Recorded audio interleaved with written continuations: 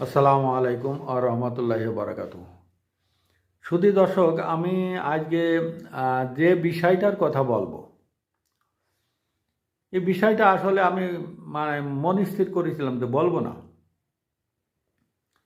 কারণ আমি একজন ব্যক্তির কথা বলবো, যে ব্যক্তির কথা বলবো সেই ব্যক্তিটা আসলে একটা কপাল পোড়া লোক।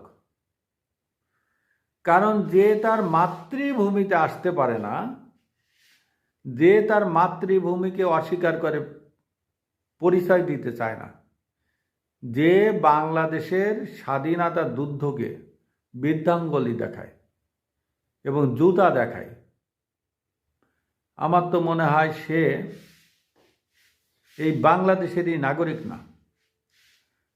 সরকারের উচিত ছিল তার নাগরিকত্ব বাতিল করা। সুধী দর্শক, সেই ব্যক্তিটা আছে ইলিয়াস সাহেব। আমি তাকে সম্মানজনকভাবে কথা বলি, ইলিয়াস আলী। এই ইলিয়াস আলী সম্ভবত ইলিয়াস হোসেন, এই ইলিয়াস হোসেন আমাদের সেপুদার মতো অশালীন কথাবার্তা বলে মাঝে মধ্যে। প্রত্যেক কন্টেন্টে বলে না, আমি দেখেছি মাঝে মধ্যে উনি বলে। মাঝে মধ্যে হয়তো বইলে চিন্তা ভাবনা করে যে দেখি গালিটার স্টাইলটা ঠিক আছে কিনা।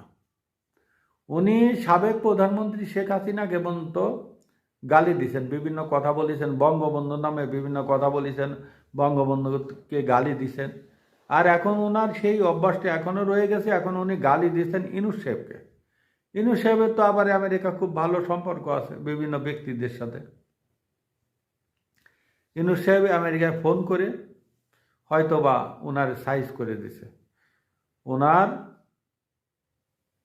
ফেসবুকের অ্যাকাউন্ট মানে একদম রেস্টোর করে দিছে।